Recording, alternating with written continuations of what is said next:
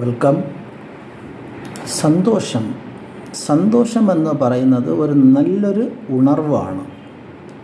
നമ്മുടെ ഉള്ളിലും പുറത്തും ഈ സന്തോഷത്തിനെ നമ്മൾ കയ്യിലെടുത്താൽ ജീവിതം മുഴുവനും നെഗറ്റീവ് തോട്ട്സ് ഒന്നും ഇല്ലാതിരുന്നാൽ, നെഗറ്റീവ് തോട്ട്സ് ഇല്ലാത്ത രീതിയിൽ സന്തോഷിക്കാൻ പറ്റുമെങ്കിൽ എല്ലാ സിറ്റുവേഷനിലും നമ്മുടെ മുമ്പിൽ എന്തു വേണമെങ്കിലും നടന്നിട്ട് പോട്ട്, അത് നമ്മുടേത് അല്ല.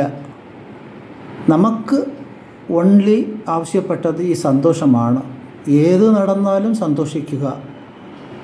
എന്നാൽ നമ്മുടെ മൈൻഡിൻ്റെ ഫ്രീക്വൻസി ആണെങ്കിൽ ഈ നേച്ചറായിട്ടുള്ള പവറിൽ നിന്നും, അതായത് ഫ്രം ഗോഡ് നിന്നും എല്ലാ ആവശ്യപ്പെട്ട പവറും നമുക്ക് റിസീവ് ചെയ്യാൻ നമ്മൾ വന്നിട്ട് എലിജിബിൾ ആണ്.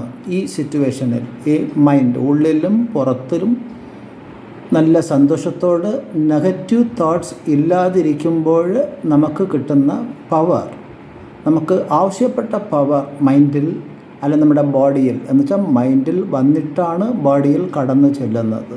നമുക്ക് ആവശ്യപ്പെട്ട എല്ലാ പവറും അബ്സോർബ് ചെയ്യാനുള്ള നേച്ചറായിട്ട് ഒരു എലിജിബിലിറ്റി നമുക്ക് ഉണ്ടാവും. ആ ഫ്രീക്വൻസിയിൽ നാം വയ്ക്കപ്പെടും.